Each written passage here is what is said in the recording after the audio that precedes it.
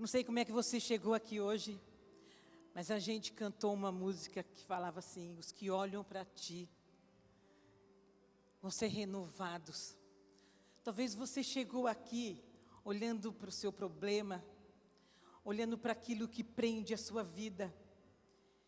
E eu não sei se você está percebendo, mas Deus está te falando para você tirar o olhar disso e você olhar para Ele, porque Ele quer te apresentar um amor diferente. Ele quer trazer uma revelação para você daquilo que você ainda não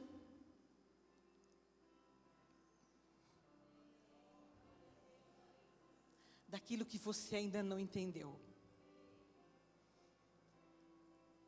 Eu não vou falar, só vou pregar, deixa eu ler.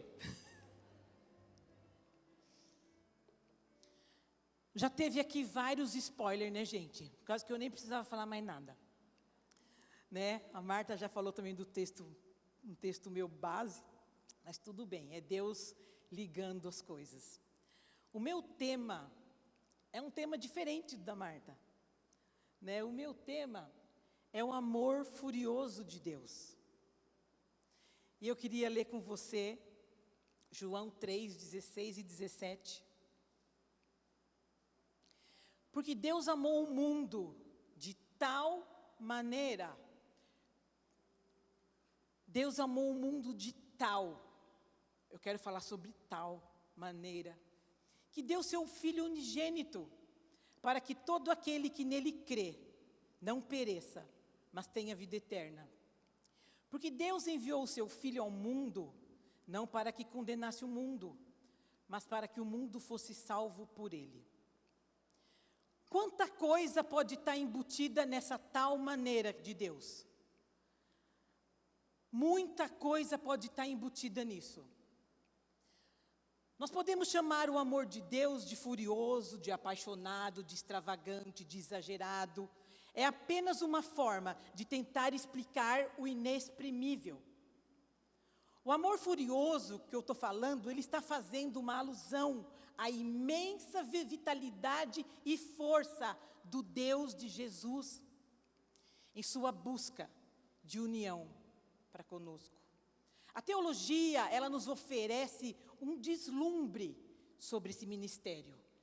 Ninguém pode falar exatamente o que é o amor de Deus.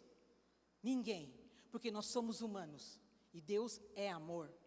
Não tem ninguém que é amor humano aqui vivo entre nós. Fora Jesus, né, gente? Bem claro. O amor de Deus, ele culmina numa fusão simbiótica. Vou explicar para você o que é isso.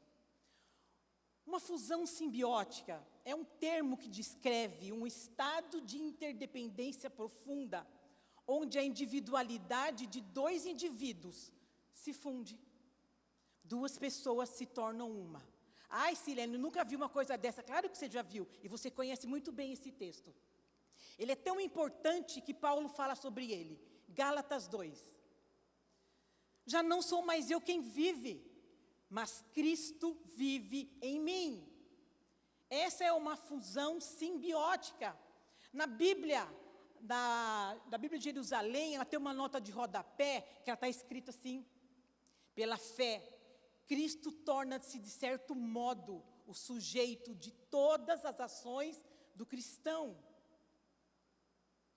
Quando nós nos submetemos ao Senhor, não Ele se submete a nós, nós aceitamos Jesus, nós nos submetemos a Ele. Então nós podemos dizer que eu não vivo, Cristo vive em mim. E a gente faz isso porque a gente quer, não é imposto a nós, a gente faz isso porque a gente ama Deus. Mas a pergunta que me surgiu aqui é: será que as pessoas têm visto Cristo através das nossas vidas? Paulo falou: já não sou mais eu quem vive, Cristo vive em mim.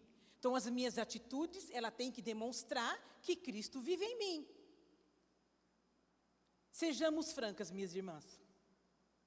Em todas as nossas ações, Cristo vive em nós.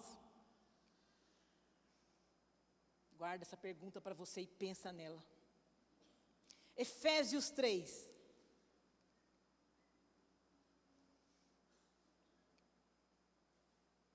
Três, 18 e 19. Assim vocês perceberão, com todos os santos, qual é a largura, o comprimento, a altura e a profundidade do amor de Cristo. E conhecerão esse amor, que excede todo o entendimento, para que sejam cheios da plenitude de Deus. Paulo está nos dizendo que o amor de Cristo ultrapassa todo conhecimento. Ele está falando assim: vocês perceberão esse amor. Vocês perceberão com todos os santos. Amor, gente, a gente não entende. Entende amor? Você entende que a outra pessoa te ama? Você percebe. E o amor de Deus também é assim. Nós percebemos o amor de Deus. Mas como que a gente percebe esse amor? Quando a gente anda com Ele. Quando a gente tem vida com Deus. Quando a gente anda com intimidade com Deus. É aí, nesse lugar, que a gente vai perceber o amor de Deus. Nós precisamos abrir mãos das nossas percepções humanas, legalistas e empobrecidas de Deus, e nos abrirmos para o Deus de Jesus. Se o fizermos, a promessa é de que nós seremos cheias da plenitude de Deus. Pensa na pessoa que você mais ama. Eu acho que para a mãe é o filho, né? Eu me lembro assim que quando meu filho era pequeno, eu pegava ele no colo, aquele menininho pequeno. E você fala assim, eu tenho certeza que você fala, né? Como eu falei. Você pegava aquela criança e você fala assim: eu amo tanto, que até dói, não é? Até dói. Mas mesmo assim, nós não podemos perceber, nós não podemos compreender o amor de Deus. Porque nós somos humanos. Porque nós sentimos raiva e amor ao mesmo tempo. Ao mesmo tempo que a gente ama um, a gente odeia o outro. Não é? A gente é humano. E o amor de Deus também dói para Ele. As pessoas que nós odiamos. Pensa no assassino, no estuprador. A gente odeia aquela pessoa. A gente quer que aquela pessoa já seja presa. A gente quer que aquela pessoa que pague por aquilo que ela cometeu. Nós somos assim, nós ficamos com raiva daquela pessoa, mas o amor de Deus dói por aquela pessoa. E Deus não vai mudar o amor dele por causa daquilo que você pensa. Deus odeia o que a pessoa faz, mas o amor de Deus dói por aquela pessoa. Deus não ama de acordo com o que nós fazemos.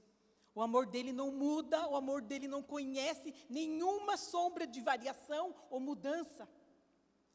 O amor dele é digno de confiança, sempre eterno. O amor invisível de Deus se tornou visível em Jesus, mas também audível. Jesus veio mostrar o Pai. Nós não conhecíamos uma pessoa de amor, e Deus veio, uma pessoa feita de amor, viveu aqui.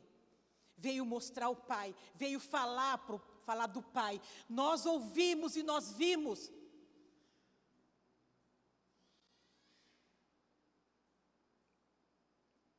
Esse é o amor furioso de Deus.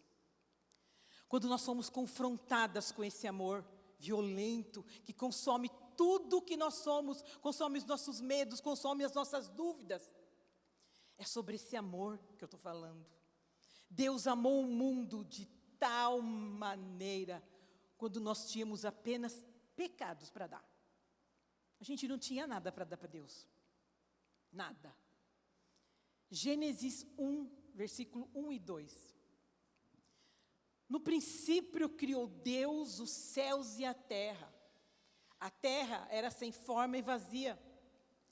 Havia trevas sobre as águas profundas, e o Espírito de Deus se movia sobre a face das águas. Você consegue perceber o amor de Deus aqui? Deus não precisava criar nada. Estava tudo bem para Deus. Estava tudo bem. Ele não precisava escutar a gente reclamando, a gente pedindo as coisas. Ele não precisava ter entregue o seu filho. Estava tudo bem para Deus. Mas Deus amou. Por isso Ele criou. Sabe quando você prepara o seu quartinho para o seu bebê que vai chegar? Você cria aquela expectativa. Deus fez isso na criação. Deus criou a terra, Deus criou a nossa casa para colocar a gente nela, porque Ele amou. Quando Deus criou, Deus sabia de tudo o que ia acontecer. A Trindade sabia, o Pai, o Filho e o Espírito Santo. Você sabe que só existe um Deus, 3 pessoas, o Pai, o Filho e o Espírito Santo. A Trindade toda participou disso. A Trindade estava em comunhão. A Trindade é o amor de Deus, e o amor de Deus não cabe nele. Ele precisa explodir esse amor violento. Estava tudo bem. Mas Deus, com seu amor extravagante, que não cabia nele, precisava amar. Decidiu criar tudo, porque te amou. Sabe quando você quebra um vaso de perfume? Sabe aquele perfume que você gosta? E por descuido seu caiu no chão do seu quarto, e aquele quarto ficou impregnado com aquele cheiro maravilhoso, e você falou, meu Deus, quanto dinheiro aqui, né?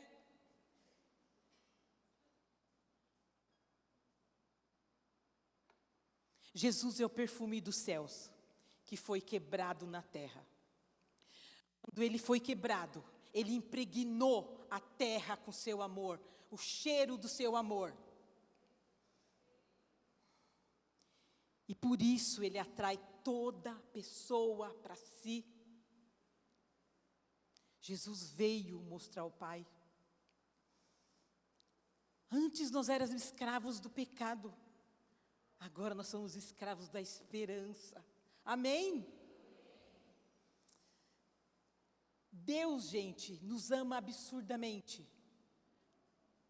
Mas Deus não nos perdoa, porque Deus é amor. Deus nos perdoa, porque Jesus morreu. Deus significa Calvário. O amor de Deus é visto claramente na cruz e em nenhum outro lugar. Nós precisamos parar de romantizar o amor de Deus, porque isso custou muito caro para Ele. Quando nós falamos que Deus nos perdoa porque Deus é amor, nós menosprezamos a cruz, nós banalizamos a dor, a agonia de Deus. Deus nos ama, mas Deus nos perdoa por causa da cruz de Jesus. Para nos resgatar, Jesus morreu, para finalmente resgatar a aliança que foi quebrada lá no jardim. Nós fomos abraçadas por esse amor. Será que a gente entende a dimensão desse amor de Deus? Como temos reagido a isso? Jesus disse, eu sou o pão da vida. Ele também disse, eu sou a água viva. Nós temos pão e nós temos água, porque nós não temos fome e sede de Deus. É como se a gente estivesse diante de um banquete todo dia, com aquela mesa farta, mas a gente não tem fome nem sede. Nós não lemos a Bíblia como se estivéssemos com fome e sede, como se estivéssemos famintas.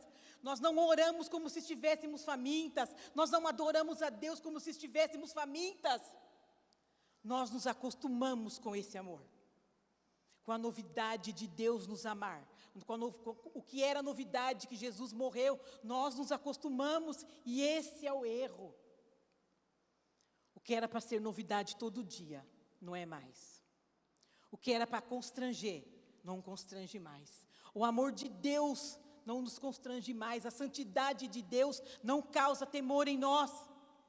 Deus fez tudo o que podia por você. Ele já te deu tudo.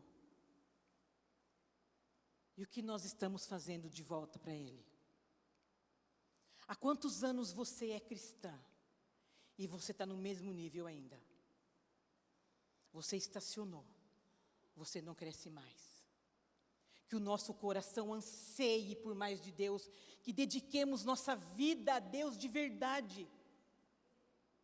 Tem uma frase que eu quero ler, é da Juliana de Norwich.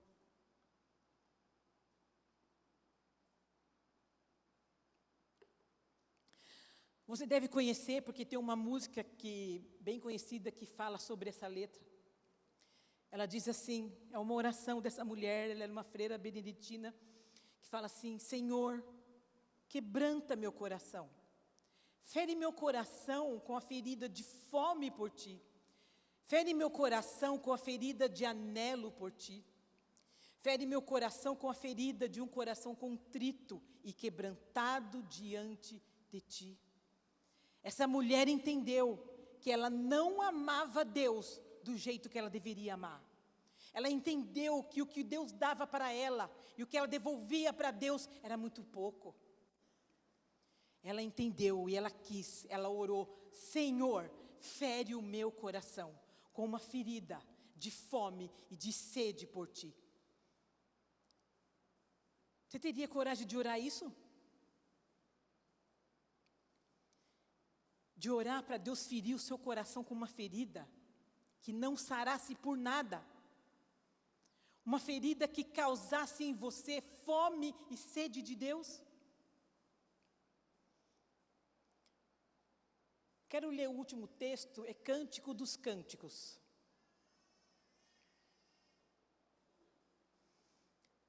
As muitas águas não poderiam apagar o amor, nem os rios afogá-lo, ainda que alguém oferecesse todos os bens da sua casa para comprar o amor, receberia em troca apenas desprezo.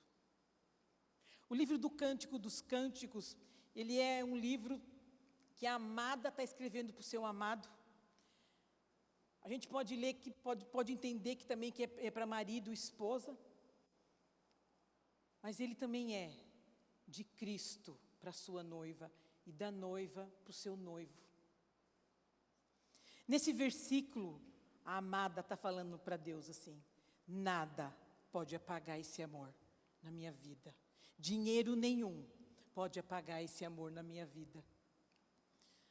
Muitas vezes, nós trocamos esse amor por nada.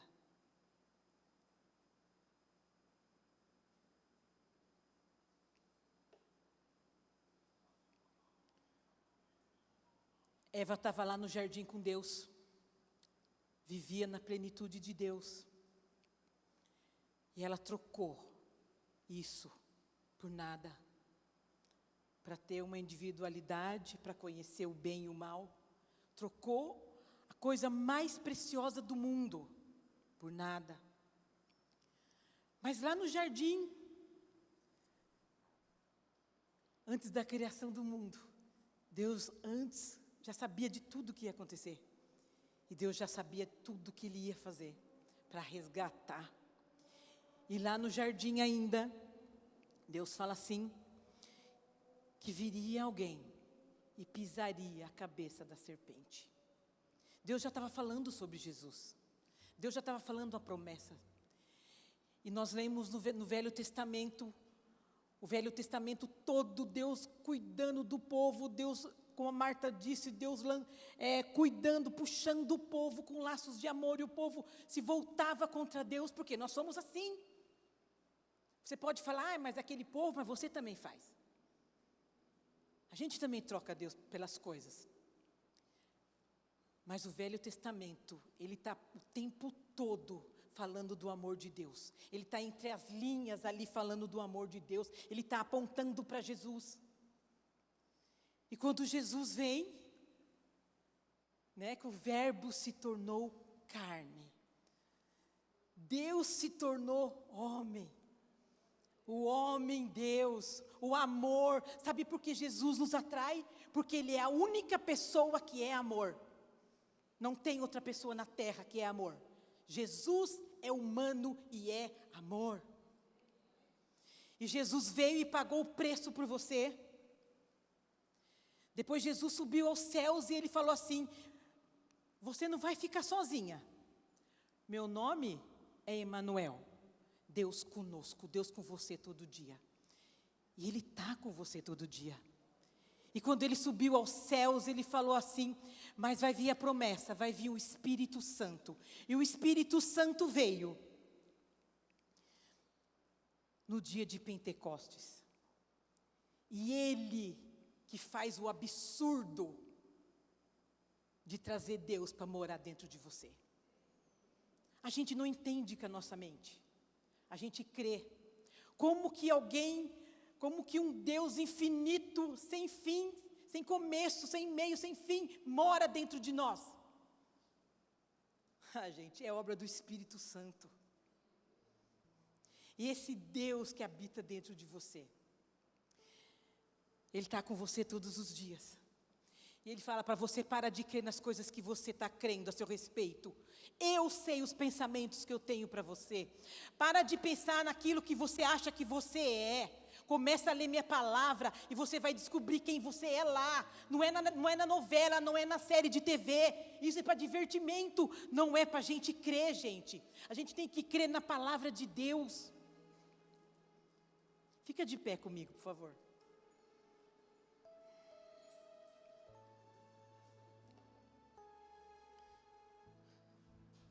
Eu creio que essa noite é uma noite de revelação do amor de Deus, mas também é uma noite de conserto entre eu e Deus, entre você e Deus. Faz a sua oração para Ele. Fala para Ele se você está vivendo do jeito que Ele quer, se você está demonstrando Ele nas suas ações. Ele sabe como é a sua vida. Declara o seu amor para Ele, essa é a sua oportunidade. Renova a sua aliança de amor agora.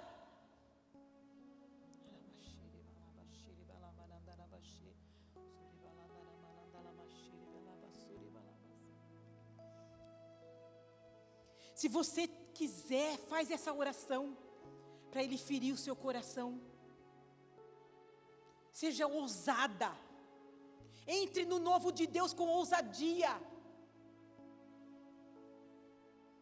E aí você vai perceber o amor de Deus. Entra com ousadia nesse lugar que Deus está abrindo para você.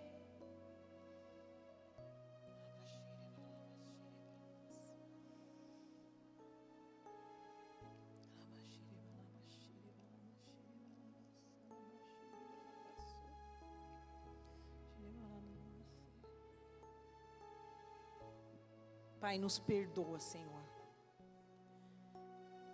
porque nós damos tão pouco ao Senhor.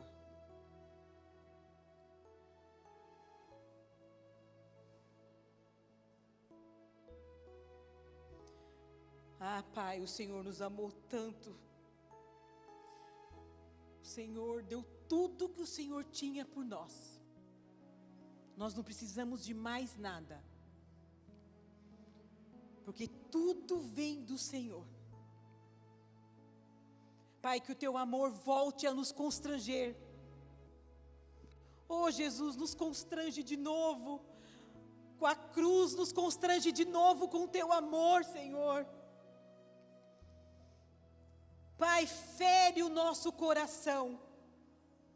Fere, Senhor, o nosso coração com uma ferida de fome e de sede por Ti, Senhor. Oh, Senhor, nos perdoa. Nos perdoa, Senhor, pelo pouco que nós devolvemos ao Senhor. Pai, nós renovamos agora, aqui, nesse lugar, a nossa aliança com o Senhor. Nós prometemos ao Senhor que nós viveremos uma vida sagrada, consagrada ao Senhor. Pai, que as pessoas possam ver em nós Jesus. Que nós possamos dizer com alegria: já não sou mais eu quem vive, mas Cristo vive em mim. Que nós possamos falar isso com ousadia, sem ter vergonha das coisas que nós fizemos, Pai. Renova o nosso amor pelo Senhor.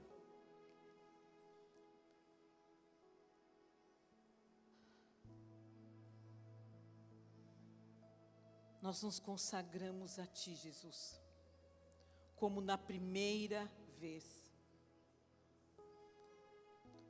Nós dizemos ao Senhor, faz de novo, como na primeira vez.